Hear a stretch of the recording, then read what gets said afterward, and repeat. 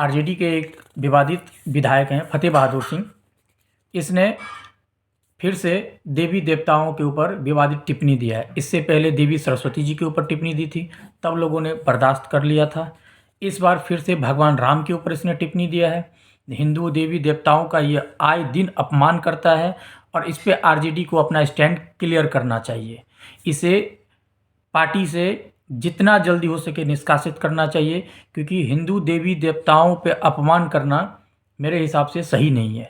जबकि लालू यादव, सुप्रीमो लालू यादव कि उनके बड़े पुत्र खुद ही कृष्ण भक्त हैं, खुद ही एक कृष्ण भक्त हैं। ये पोस्टर लगा के आरजेडी दफ्तर के बाहर पोस्टर लगा के हिंदू देवी देवताओं के बारे में कह रहा है कि गुलामी की मानसिकता है। आज के डेट में बहुत ही सॉफ्ट टारगेट है हिंदू देवी देवताओं के ऊपर टिप्पणी करना। मैं कहता हूं कि आरजेडी इस पे स्टैंड क्लियर करे, नहीं तो आने वाले चुनाव में ये बयान वास्तव में बहुत भारी पड़ सकता है। जेडीयू ने अपना स्टैंड क्लियर कर दिया। उसने कह दिया कि उसे इस विधायक नीरज कुमार ने कायर बहादुर सिंह कह दिया।